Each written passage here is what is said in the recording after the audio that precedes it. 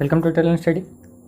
हमने जो है केमिस्ट्री के प्रीवियस ईयर क्वेश्चन की सीरीज जो शुरू की थी, तो उसमें हम पिछले वीडियो में हमने देखा था 260 से 300 तक। इस वीडियो में हम देखेंगे 300 से आगे के क्वेश्चंस। सभी प्रीवियस ईयर क्वेश्चन हैं, आपको पता है।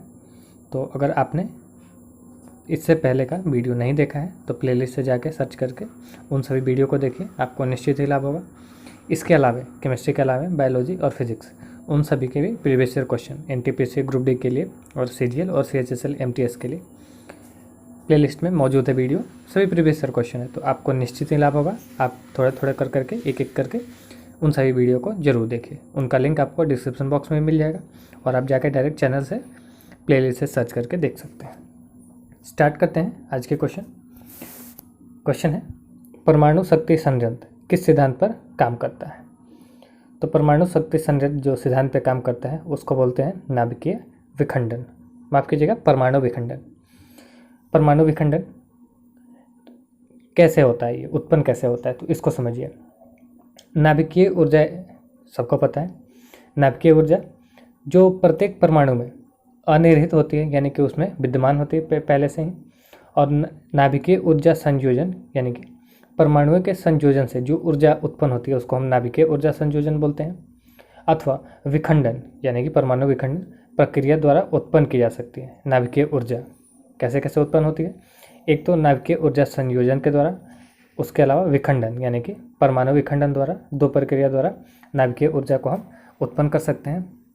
सभी मौजूदा नाभिकीय ऊर्जा संयंत्रों में विखंडन का प्रयोग किया जाता है। अभी वर्तमान में जितने भी नाभिकीय ऊर्जा संयंत्र हैं उनमें विखंडन का प्रयोग किया जाता है। संलयन वो प्रक्रिया, अगर बात करें, एक होता है विखंडन और एक होता है संलयन। तो संलयन की प्रक्रिया की बात करें तो वो तारों की ऊर्जा प्रदान करती है, तारों को ऊर्जा प्रदान करती है। लेकिन पृथ्वी पर प्रयोग अभी शोध का विषय है। कहने का मतलब है संलयन का जो प्रक्रिया है वो तारों को, यानी कि जो स्टार्स होते हैं उनको ऊर्जा देता है, प्रदान करता है। लेकिन पृथ्वी पर ऊर्जा देता है कि नहीं, वो शोध का विषय है।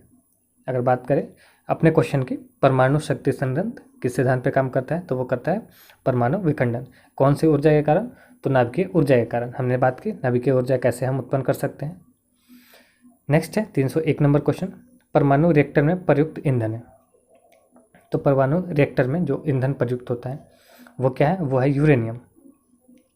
परमाणु रिएक्टरों में प्रयुक्त ईंधन यूरेनियम है और परमाणु रिएक्टर के अंदर यूरेनियम परमाणु नियंत्रित श्रृंखला अभिक्रिया द्वारा विखंडित किए जाते हैं। एक चेन प्रोसेस होता है। श्रृंखला एक प्रोसेस है, चेन प्रोसेस है। उसको हिंदी में, शुद्ध हिंदी में बात करें तो वो है श्रृंखला। अब ये होता है नियंत्रित होता है, जो एक्टिविटी यानी कि जो अभिक्रिया है विखंडित किए जाने की, ये नियंत्रित होते हैं यानी कि कंट्रोल होते हैं। अगला है 302 नंबर क्वेश्चन, रेडियम की खोज किसने की थी? तो रेडियम की खोज की थी मैडम क्यूरी ने। अब रेडियम की खोज की थी मैडम क्यूरी ने, कब की थी? तो खोज की थी 1898 में। अकेले ये नहीं थी, इनके साथ इनके पति भी थे, पियरे क्यूरी। उनका भी नाम आता है कहीं कहीं पे, तो ऑप्शन में है तो आप लगा सकते हैं, नहीं है तो ये मैरी क्यूरी चलेगा। और एक है पियरे क्यूरी। अगला है 303 नंबर क्वेश्चन, प्राकृतिक रेडियो एक्टिविटी की खोज किसने की थी, यानी कि नेचुरल रेडियो एक्टिविटी की खोज किसने की थी? तो इसको की थी हेनरी बैकरल ने 1896 में। ये फ्रांस के साइंटिस्ट हैं, हेनरी बैकरल। अगला है 304 नंबर क्वेश्चन, रेडियो एक्टिविटी को मापा जाता है, किस यंत्र से नापा जाता है? तो यह है गाइगर मूलर काउंटर। इससे रेडियो एक्टिविटी को मापा जाता है। अगला है 305 नंबर क्वेश्चन, रेडियो सक्रियता किसका गुण है? तो ये न्यूक्लियस का गुण है। हमने पहले भी बात इस पर की थी डिटेल में। अगला है 306 नंबर क्वेश्चन, हास्य गैस है। हास्य गैस यानी कि लाफिंग गैस क्या है? तो ये है नाइट्रस ऑक्साइड। हास्य गैस की खोज किसने की थी? तो हास्य गैस की खोज की बात करें तो उसको की थी जोसेफ प्रिस्टेले ने। ये ऑस्ट्रेलिया के साइंटिस्ट थे। अगला है 308 नंबर क्वेश्चन, भारी जल यानी कि हेवी वाटर क्या है? तो वह है D2O यानी कि ड्यूटेरियम ऑक्साइड। अगला है 309 नंबर क्वेश्चन, एसिटिक एसिड का रासायनिक नाम यानी कि केमिकल नेम क्या है? तो वह है CH3COOH। 310 नंबर क्वेश्चन है, यूरिया का रासायनिक सूत्र क्या है? तो सबसे पहले देखिए, ये यूरिया जो है ये लैब में विकसित किया जाने वाला पहला केमिकल है। अगर हम बात करें लैब में विकसित किए जाने वाले पहले केमिकल कंपाउंड की, तो वो है यूरिया यानी कि NH4। और यह यूरिया का रासायनिक सूत्र वो क्या है, NH2CO। अगला है 311 नंबर क्वेश्चन, एल्यूमिनियम क्लोराइड का रासायनिक सूत्र क्या है। तो एल्यूमिनियम क्लोराइड के रासायनिक सूत्र की बात करें तो वो है AlCl3। अगला है 312 नंबर क्वेश्चन, अमोनियम क्लोराइड के रासायनिक सूत्र क्या है। तो अमोनियम क्लोराइड का रासायनिक सूत्र है NH4Cl। 313 नंबर क्वेश्चन है, हाइड्रोजन परऑक्साइड का साधारण नाम यानी कि जनरल नाम वो क्या है। तो वो है ब्लीच। अगला है 314 number question, sodium tetraborate Deka hydroxide का साधारण नाम क्या है। तो उसका साधारण नाम है बोरेक्स। अगला है 315 नंबर क्वेश्चन, क्या है, मैग्नीशियम सल्फेट हेप्टाहाइड्रेट का साधारण नाम क्या है। तो वह है एप्सम साल्ट। 316 नंबर क्वेश्चन है, कौन सी गैस यदि वातावरण में हो तो वो अपने गंध से पहचानी जाती है। यानी कि अगर फ्री स्टेट में वातावरण में हो तो अपने स्मेल से पहचानी जाएगी। तो वो है सल्फर डाइऑक्साइड। 370 नंबर क्वेश्चन है, कौन सा पदार्थ मिलने से कांच को हरा रंग कर देता है। तो वह है क्रोमियम ऑक्साइड। उसको अगर हम लीड यानी कि शीशे में अगर मिलाएं कांच में तो वो उसको हरा कर देता है। अगला है 318 नंबर क्वेश्चन, तो सॉल्यूशन में से सोलूट को कैसे हम सेपरेट करते हैं। तो एक प्रोसेस है वेपराइजेशन यानी कि वाष्पीकरण। उससे हम क्या करते हैं, विलय को अलग करते हैं विलयन से। अगला है 319 नंबर क्वेश्चन, किसका प्रयोग करके प्रकाश के उत्पादन में और धातुओं की वेल्डिंग करने में होता है। यानी कि किसका प्रयोग प्रकाश के उत्पादन और धातुओं की वेल्डिंग, आपने सुना होगा वेल्डिंग, तो कौन सा ये पदार्थ है। तो वह है एसिटिलीन। इसका प्रयोग हम प्रकाश के उत्पादन एवं धातुओं की वेल्डिंग करने में किया जाता है। 320 नंबर क्वेश्चन है, चींटियों के काटने पे कौन सा रासायनिक पदार्थ व्यक्ति के शरीर के भीतर जाता है। तो वो है फॉर्मिक एसिड, जिसके वजह से इचिंग वगैरह होती है।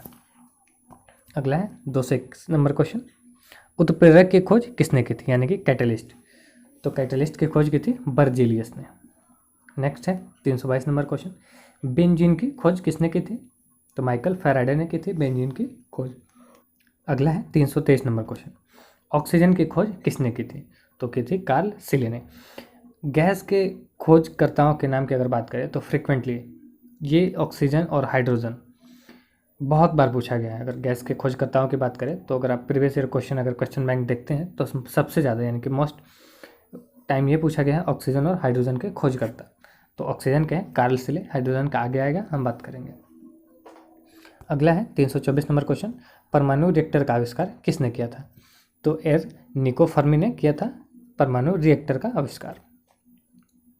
डायनामाइट की खोज किसने की थी। तो डायनामाइट की खोज की थी अल्फ्रेड नोबेल ने। अगर हम बात करें पानी के टरबाइन के खोजकर्ता की तो उनका नाम है बोनोइट फोनेरोने। अगला है 327 नंबर क्वेश्चन, सोडा वाटर का आविष्कार किसने किया था। तो जोसेफ प्रिस्टल ने सोडा वाटर का आविष्कार किया था। नाइट्रोजन के खोजकर्ता कौन है। तो रदरफोर्ड है नाइट्रोजन के खोजकर्ता। अगला है 329 नंबर क्वेश्चन, क्वार्ट का रासायनिक नाम क्या है। तो सोडियम सिलिकेट क्वार्ट का रासायनिक नाम है। अगला है 330 नंबर क्वेश्चन, वह परिवर्तन जिसमें एक या एक से अधिक नए पदार्थ बनते हैं। तो वो क्या कहलाती है प्रक्रिया, उसको हम रासायनिक परिवर्तन कहते हैं। यह एक अभिक्रिया है यानी कि जिसमें एक या एक से अधिक नए पदार्थ बनते हैं। अगर बात करें वहीं भौतिक परिवर्तन की तो वह है वो पदार्थ जिसमें कोई नया पदार्थ नहीं बनता है, तो वह है भौतिक। अगर वहीं एक या एक से अधिक नए पदार्थ बनते हैं तो वो रासायनिक परिवर्तन कहलाता है। अगला है 332 नंबर क्वेश्चन, उर्वरकों के निर्माण में कौन सा तत्व प्रयोग में लाया जाता है। तो वो है पोटेशियम। पोटेशियम मुख्यतः 3 प्रकार के उर्वरक होते हैं, पहले इसको जानिए कौन कौन। एक तो हो जाए नाइट्रोजन, एक होता है फॉस्फेट तथा पोटास। मेन 3 ही प्रकार के होते हैं और पोटास उर्वरक पोटेशियम से प्राप्त होता है। अगला है 333 नंबर क्वेश्चन, नाइट्रोजन युक्त उर्वरक के उत्पादन का मुख्य स्रोत होता है। तो नाइट्रोजन युक्त उर्वरक के उत्पादन का मुख्य स्रोत होता है अमोनिया यानी कि NH4। अगला है 334 नंबर क्वेश्चन, समुद्र के जल में औसत लवण की मात्रा कितने प्रतिशत होती है। तो वो होती है 3.5%। यानी कि समुद्र के जल में औसतन यानी कि एवरेज लवण यानी कि सल्ट की बात करें तो वो होती है 3.5% यानी कि अर्थात 35 ग्राम पर लीटर। अगला है 335 नंबर क्वेश्चन। हैलोजनों में सबसे अधिक अभिक्रियाशील यानी कि हाईली एक्टिव, रिएक्टिव भी बोल सकते हैं, हाईली एक्टिव भी बोल सकते हैं, तो वो है फ्लोरीन। हैलोजन ग्रुप होता है ग्रुप नंबर 17। फ्लोरीन है, क्लोरीन है, ब्रोमीन है, आयोडीन है, एस्टेटीन है। तो इन सभी में हैलोजन ग्रुप में यानी कि ग्रुप 17 हैलोजन ग्रुप के नाम से जानते हैं। तो उसमें सबसे ज़्यादा हाईली रिएक्टिव यानी कि मोस्ट रिएक्टिव कौन होता है, तो वो होता है फ्लोरीन। अगला है 336 नंबर क्वेश्चन। फेन प्लवन प्रक्रम का प्रयोग किसके धातु क्रम के लिए किया जाता है, तो यह है सल्फाइड अयस्क के धातु क्रम के लिए प्रयोग किया जाता है, फेन प्लवन प्रक्रम है। अगला है 337 नंबर क्वेश्चन। फोटोग्राफी की फिल्म बनाने के लिए सिल्वर के कौन से लवण का प्रयोग किया जाता है, तो वह है सिल्वर ब्रोमाइड। उसका प्रयोग किया जाता है फोटोग्राफी की फिल्म बनाने के यानी कि चित्र बनाने के लिए। अगला है 338 नंबर क्वेश्चन। फोटोग्राफी में सामान्यतः प्रयोग किए जाने वाला हाइपो, उसका नाम क्या है, रासायनिक नाम, तो वह है सोडियम थायोसल्फेट। फोटोग्राफी में सामान्यतः यानी कि जनरली प्रयोग किया जाने वाला हाइपो, उसका रासायनिक नाम है सोडियम थायोसल्फेट। इसी में फोटोग्राफी में एक क्वेश्चन और बनता है, वो क्या है, जैसे कि आप देखते हैं पुराने तैलचित्र जो होते हैं वो लेड सल्फाइड के कारण ब्लैक हो जाते हैं यानी कि काले पड़ जाते हैं। अगर इन रंगों को फिर से दोबारा अगर रिगेन करना है यानी फिर से लाना है तो उसको हाइड्रोजन पेरोक्साइड से फिर से साफ़ किया जाता है। यानी कि हाइड्रोजन पेरोक्साइड की अगर केमिकल फॉर्मूले की बात करें तो वो है H2O2, तो वह भी क्वेश्चन पूछा गया। अगला है 339 नंबर क्वेश्चन। फोटोग्राफी प्लेटों में सिल्वर हैलाइड का प्रयोग किया जाता है, क्यों किया जाता है, क्योंकि वे हाइपो सॉल्यूशन में विलय होती है यानी कि वो घुल जाती है उसमें, तो इसलिए फोटोग्राफी प्लेटों में सिल्वर हाइलाइट का प्रयोग किया जाता है। अगला है 340 नंबर क्वेश्चन। कौन सी अक्रिय गैस यौगिक बना सकती है यानी कि कंपाउंड बना सकते हैं, तो है जेनन। अक्रिय गैस यानी कि नोबेल गैस, निष्क्रिय गैस जैसे कि है हीलियम है, नियोन है, जेनन है, रेडन है, क्रिप्टन है। तो इनमें कौन सा एक ऐसा गैस है जो कंपाउंड बना सकते हैं यानी कि यौगिक बना सकता है, तो वह है जेनन। जनरली ये एक्सेप्शन में ही आते हैं, क्यों आते हैं ये आप समझिए। जो हम बात करें अक्रिय यानी कि नोबेल गैस, निष्क्रिय गैस, ये कोई रिएक्शन नहीं करते हैं, लेकिन रिएक्शन नहीं करेंगे तो कोई बॉन्ड नहीं बनेगा, तो लेकिन इसमें एक एक्सेप्शन है जेनन, वो बॉन्ड बनाता है। क्यों बनाता है, तो ये इसका जो इलेक्ट्रॉनिक कन्फिग्रेशन यानी कि इलेक्ट्रॉनिक विन्यास है उसकी प्रकृति के कारण ये बॉन्ड बनाता है यानी कि कंपाउंड बनाता है। आज के क्वेश्चन समाप्त होते हैं। अब अगले वीडियो में हम देखेंगे 340 से आगे के क्वेश्चन। Thanks for watching.